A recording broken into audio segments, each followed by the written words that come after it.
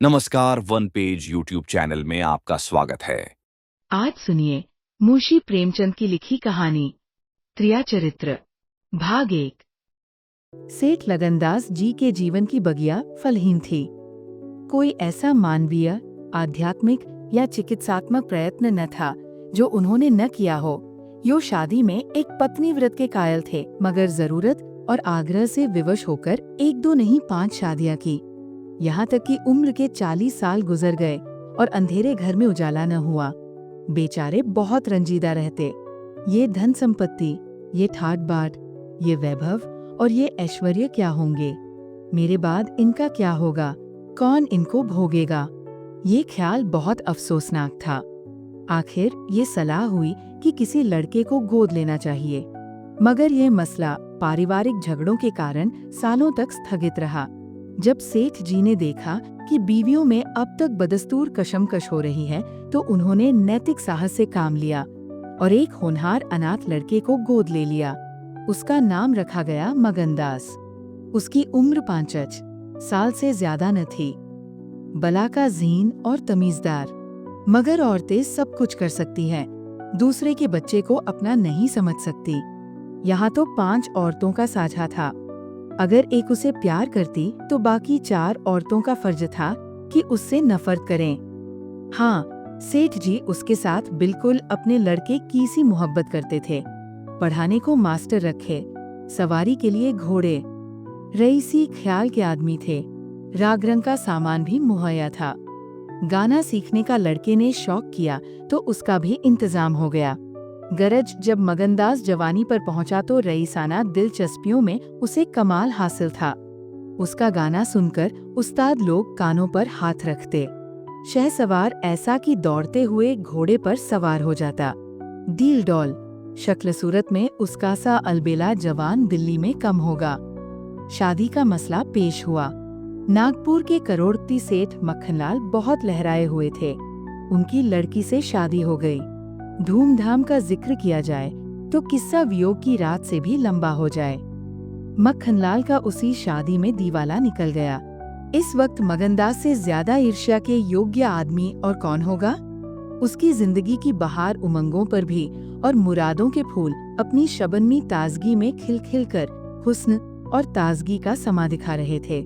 मगर तकदीर की देवी कुछ और ही सामान कर रही थी। वह सैर-सपाटे के इरादे से जापान गया हुआ था कि दिल्ली से खबर आई कि ईश्वर ने तुम्हें एक भाई दिया है। मुझे इतनी खुशी है कि ज्यादा अरसे तक जिंदा न रह सकूं। तुम बहुत जल्द लौट आओ।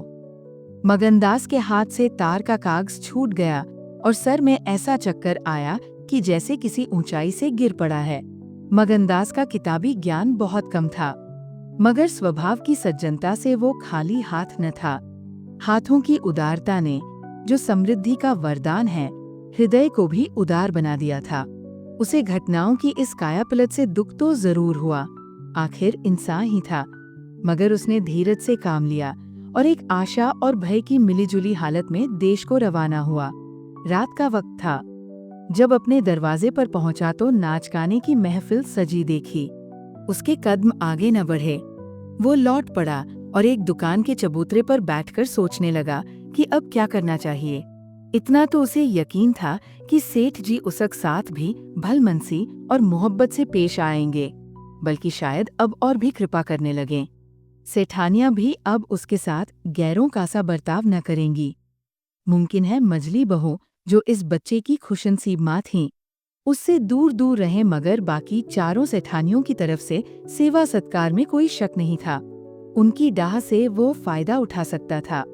उसके स्वाभिमान ने ये गवारा न किया कि जिस घर में मालिक की हैसियत से रहता था, उसी घर में अब एक आश्रित की हैसियत से जिंदगी बसर करे। उसने फैसला कर लिया कि सब यहाँ रहना न मुनासिब है न मसलहत। मगर जाऊं कहाँ? न कोई ऐसा फन सीखा, न कोई ऐसा इल्म हासिल किया जिससे रोजी कमाने की सूरत पैदा होती। रईसाना दिलचस्पियाँ उसी वक्त तक कद्र की निगाह से देखी जाती हैं, जब तक कि वे रईसों के आभूषण रहें। जीविका बनकर वे सम्मान के पद से गिर जाती है। अपनी रोजी हासिल करना तो उसके लिए कोई ऐसा मुश्किल काम न था। किसी सेठ साहूकार के यहाँ मुनीम बन सकता था, किसी कारखाने की तरफ से एजेंट हो सकता था, मगर उसके कंधे पर एक भारी जुआ रखा हुआ था। उसे क्या करे? एक बड़े सेठ की लड़की जिसने लाड़ प्यार में परवरिश पाई, उससे ये कंगाली की तकलीफें क्यों कर झेली जाएंगी? क्या मक्खनलाल की लाडली बेटी एक ऐसे आदमी के साथ रहना पसंद करेगी जिसे रात की रोटी का भी ठिकाना नहीं? मगर इस फिक्र में अपनी जान क्यों खपाऊं?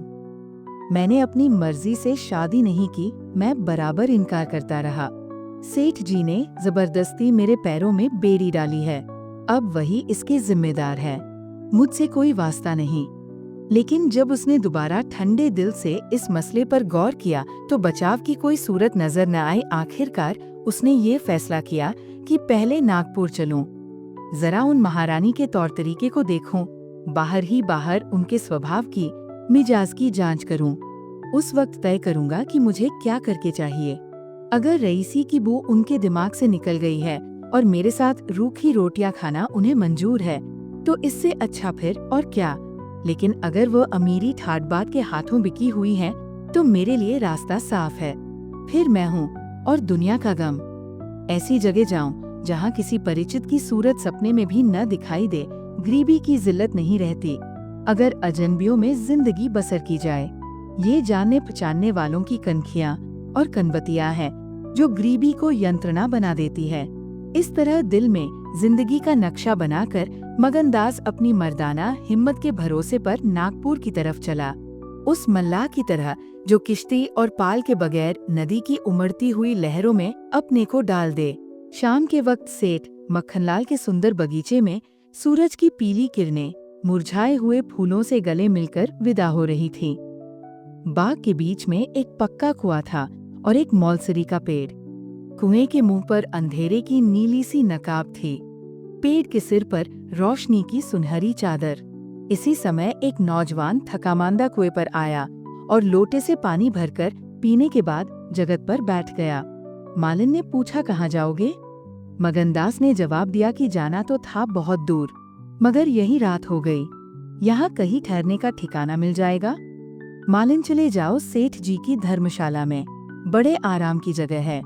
मगनदास, धर्मशाला में तो मुझे ठहरने का कभी संयोग नहीं हुआ, कोई हर्ज न हो तो यहीं पड़ा रहूं। यहाँ कोई रात को रहता है? मालिन भाई, मैं यहाँ ठहरने को न कहूँगी, ये बाई जी की बैठक है, झरोखे में बैठकर सैर किया करती है, कहीं देखभाल ले तो मेरे सिर में एक बाल भी न रहे। मगनदास, बाई जी कौन? मालिक, यही सेठ जी की बेटी इंदिरा बाई। मगनदास्य, गजरे उन्हीं के लिए बना रही हो क्या? मालिन, हाँ। और सेठ जी के यहाँ है ही कौन? फूलों के गहने बहुत पसंद करती है। मगनदास, शौकीन औरत मालूम होती है। मालिन भाई, यही तो बड़े आदमियों की बातें हैं, वे शौक न करें तो हमारा तुम्हारा निबाह कैसे हो? और धन है किस लिए? अकेली जान पर 10 लौंडिया है। सुना करती थी कि भगवान आदमी का हल भूत जोतता है, वो अपनी आंखों देखा। आप ही आप पंखा चलने लगे, आप ही आप सारे घर में दिन का सा उजाला हो जाए। तुम झूठ समझते होगे, मगर मैं आंखों देखी बात कहती हूँ। उस गर्व की चेतना के साथ जो किसी नादान आदमी के सामने अपनी जानकारी के बयान करने में होता है, बूढ़ी मालिन अपनी सर्वज्ञता का प्रदर्शन करने लगी। मगनदास ने उकसाया होगा, भाई, बड़े आदमी की बातें निराली होती है, लक्ष्मी के बस में सब कुछ है, मगर अकेली जान पर 10 लौंडियां? समझ में नहीं आता। मालिन ने बुढ़ापे के चिड़चिड़ेपन से जवाब दिया, तुम्हारी समझ मोटी हो तो कोई क्या करे? कोई पान लगाती है, कोई पंखा झलती है, कोई कपड़े पहनाती है।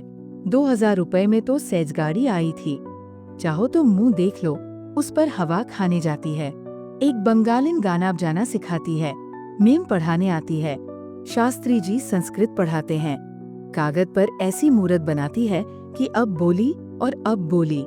दिल की रानी है, बेचारी के भाग फूट गए। दिल्ली के सेठ लगनदास के गोद लिए हुए लड़के से ब्याह हुआ था, मगर राम जी की लीला 70 बरस के मुर्दे को लड़का दिया, कौन पति आएगा? जब से ये सुनावनी आई है तब से बहुत उदास रहती है। एक दिन रोती थी। मेरे सामने की बात है, बाप ने देख लिया, समझाने लगे, लड़की को बहुत चाहते हैं, सुनती हूँ दामाद को यही बुलाकर रखेंगे। नारायण करे, मेरी रानी दूधो नहाए पूतों फले। माली मर गया था, उन्होंने आड़ न ली होती तो घर भर के टुकड़े मांगती। मगनदास ने एक ठंडी सांस ली, बेहतर है अब यहाँ से अपनी इज्ताबरू लिए हुए चल दो, यहाँ मेरा निबाह न होगा। इंदिरा रईसजादी है, तुम इस काबिल नहीं हो कि उसके शौहर बन सको। मालिन से बोला तो धर्मशाला में जाता हूँ, जाने वहाँ खाटवाट मिल जाती है कि नहीं, मगर रात ही तो काटनी है, किसी तरह कट ही जाएगी। रईसों के लिए मखमली गद्दे चाहिए, हम मजदूरों के लिए पुआल ही बहुत है। ये कहकर उसने लुटिया उठाई, डंडा संभाला और दर्द भरे दिल से एक तरफ चल दिया।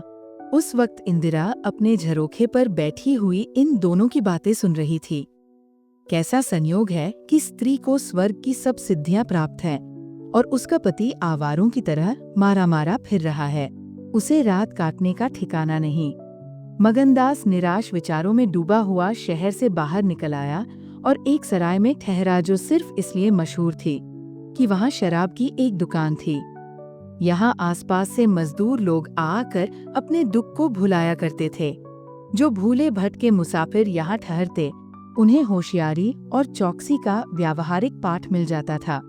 मगनदास थका मांदा था ही, एक पेड़ के नीचे चादर बिछाकर सो रहा, और जब सुबह को नींद खुली तो उसे किसी पीरौलिया के ज्ञान की सजीव दीक्षा का चमत्कार दिखाई पड़ा, जिसकी पहली मंजिल वैराग्य है। उसकी छोटी सी पोटली, जिसमें 2-1 कपड़े और थोड़ा सा रास्ते का खाना और लुटिया डोर बंधी हुई थी, गायब हो गई। उन कपड़ों को छोड़कर जो उसके बदन पर थे, अब उसके पास कुछ भी न था, और भूख, जो कंगाली में और भी तेज हो जाती है, उसे बेचैन कर रही थी। मगर वह दृढ़ स्वभाव का आदमी था। उसने किस्मत का रोना न रोया और किसी तरह गुजर करने की तदबीरें सोचने लगा।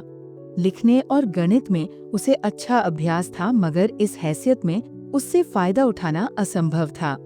उसने संगीत का बहुत अभ्यास किया था।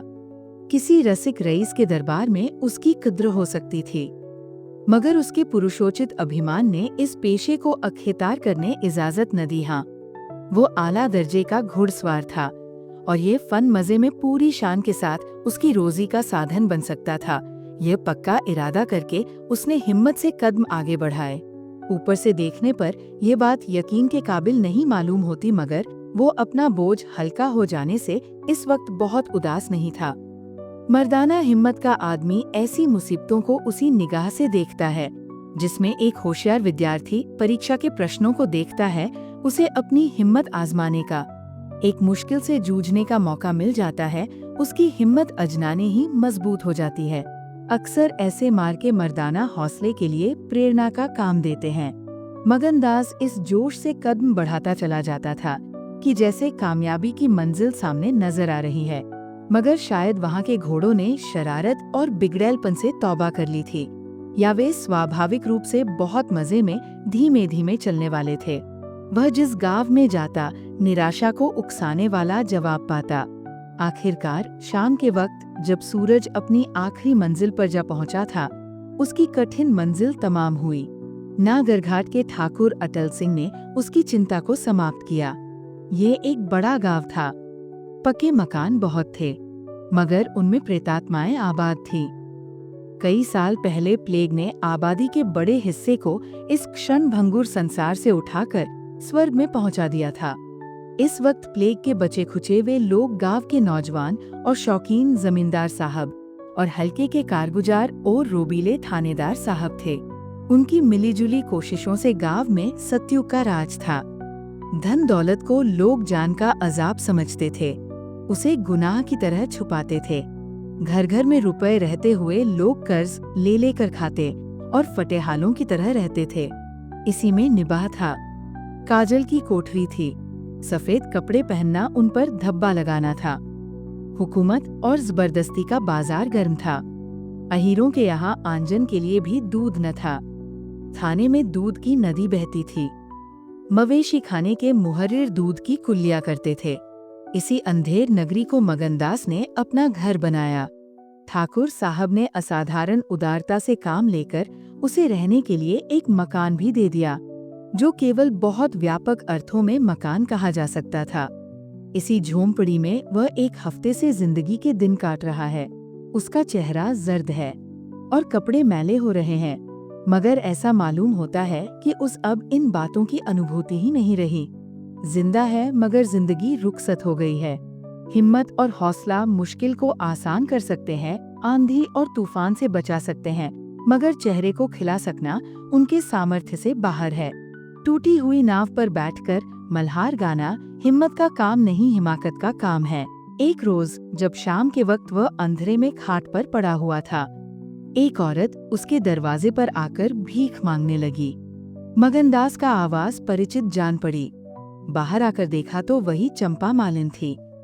कपड़े तार तार, मुसीबत की रोती हुई तस्वीर। बोला, मालिन तुम्हारी ये क्या हालत है? मुझे पहचानती हो? मालिन ने चौंक कर देखा और पहचान गई। रोकर बोली, बेटा अब बताओ मेरा कहाँ ठिकाना लगे? तुमने मेरा बना बनाया घर उजाड़ दिया। न उस दिन तुमसे बात करती ने मुझे पर ये विपत पड़ती। बाई ने तुम्हें बैठे देख लिया, बातें भी सुनी। सुबह होते ही मुझे बुलाया और बरस पड़ी। नाक कटवा लूंगी, मुंह में कालिक लगवा दूंगी। चुड़ैल, कुटनी, तू मेरी बात किसी गैर आदमी से क्यों चलाए? तू दूसरों से मेरी चर्चा करे? वह क्या तेरा दामाद था जो तू उससे मेरा दुखड़ा रोती थी? जो कुछ मुंह में आया बकती रही, मुझसे भी न सहा गया। रानी रूठेंगी, अपना सुहाग लेंगी। बोली, बाई जी मुझसे कसूर हुआ, लीजिए अब जाती हूँ। छींकते नाक कटती है तो मेरा निबाह यहाँ न होगा। ईश्वर ने मुंह दिया है तो आहार भी देगा। 4 घर से मांगूंगी तो पेट को हो जाएगा। उस छोकरी ने मुझे खड़े खड़े निकलवा दिया। बताओ, मैंने तुमसे उसकी कौन सी शिकायत की थी? उसकी क्या चर्चा की थी? मैं तो उसका बखान कर रही थी। मगर बड़े आदमियों का गुस्सा भी बड़ा होता है। अब बताओ मैं किसकी होकर रहूं? 8 दिन इसी तरह टुकड़े मांगते हो गए हैं। एक भतीजी उन्हीं के यहाँ लौंडियों में नौकर थी। उसी दिन उसे भी निकाल दिया। तुम्हारी बदौलत जो कभी न किया था वह करना पड़ा। तुम्हें कहाँ का दोष लगाऊं? किस्मत में जो कुछ लिखा था देखना पड़ा। मगनदास सन्नाटे में आ गया। आह, मिजाज का ये हाल है, ये घमंड, ये शान। मालिन का इत्मीनान दिलाया। उसके पास अगर दौलत होती तो उसे मालामाल कर देता। सेठ मक्खनलाल की बेटी को भी मालूम हो जाता कि रोजी की कुंजी उसी के हाथ में नहीं है। बोला, तुम फिक्र न करो, मेरे घर में आराम से रहो, अकेले मेरा जी भी नहीं लगता। सच कहो तो मुझे तुम्हारी तरह एक औरत की तलाश थी। अच्छा हुआ तुम आ गई। मालिन ने आंचल फैलाकर असीम आशीर्वाद दिया। बेटा तुम जुग जुग जियो, बड़ी उम्र हो। यहाँ कोई घर मिले तो मुझे दिलवा दो, मैं यहाँ रहूंगी तो मेरी भतीजी कहाँ जाएगी? वो बेचारी शहर में किसके आसरे रहेगी? मगनलाल के खून में जोश आया। उसके स्वाभिमान को चोट लगी। उन पर ये आफत मेरी लाई हुई है। उनकी इस आवारागर्दी का जिम्मेदार मैं हूँ। बोला, कोई हर्ज ना हो तो उसे भी यही ले आओ। मैं दिन को यहाँ बहुत कम रहता हूँ। रात को बाहर चारपाई डालकर पढ़ रहा करूँगा। मेरी वजह से तुम लोगों को कोई तकलीफ न होगी। यहाँ दूसरा मकान मिलना मुश्किल है। यही झोपड़ा बड़ी मुश्किलों से मिला है। ये अंधेर नगरी है। जब तुम्हारा सुबीता कहीं लग जाए तो चली जाना। मगनदास को क्या मालूम था कि हजरते इश्क उसकी ज़बान पर बैठे हुए उससे ये बात कहला रहे हैं। क्या ये ठीक है कि इश्क पहले माशूक के दिल में पैदा होता है? अगर आपको यह कहानी पसंद आई तो सब्सक्राइब करें और बेल आइकन दबाएं। अपने सुझाव कमेंट बॉक्स में बताएं। अगली कहानी तक शब्दों की दुनिया में डूबे रहे। धन्यवाद।